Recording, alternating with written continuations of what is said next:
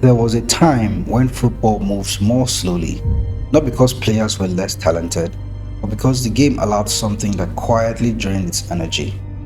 The defender under pressure would pass the ball back, the goalkeeper would pick it up, hold it, walk, and wait. The game would just pause. For decades, this was completely legal. In fact, for most of football's early history, goalkeepers were allowed to handle any ball played to them by a teammate as long as it was inside the penalty area. There were no restrictions, there was no urgency, no consequences. And eventually, teams learned how to exploit this. By the late 1980s, backpasses weren't just a safety option, they were a tactic, a way to escape pressure, a way to waste time, a way to control matches without really playing anything. The problem became impossible to ignore at the 1990 World Cup. Matches were cautious, defensive, and slow. Goalkeepers holding the ball became a symbol of a game losing its rhythm. Fans were frustrated and the spectacle suffered. Football's lawmakers faced a simple question: should the game protect tradition or protect itself? In 1992, they made a historic decision.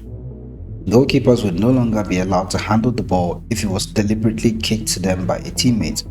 It didn't matter if the pass went backwards or sideways. It didn't matter if there was pressure or not. If it came from a deliberate kick, the goalkeeper's hands were no longer an option. The game was dramatic. At first, it caused a lot of chaos. Goalkeepers hesitated, defenders panicked, indirect free kicks were awarded just yards in front of the goal. But slowly, the game adapted. Goalkeepers learned to think differently. They learned to play with their feet. They learned to make decisions under pressure. And football changed with them. The rule evolved further. Throw-ins from teammates were added to the restriction. Tricks designed to bypass the law were also outlawed. Limits were placed on how long the goalkeeper could hold on to the ball. Each change carried the same message: football should keep moving. Today, the backpass rule is so normal that it's easy to forget how revolutionary it was. It's the reason modern goalkeepers pass the ball like outfield players. It's the reason high pressing exists, and it's a serious tactic. It's the reason why the goalkeeper is now the first step in attack and not just the last line of defense.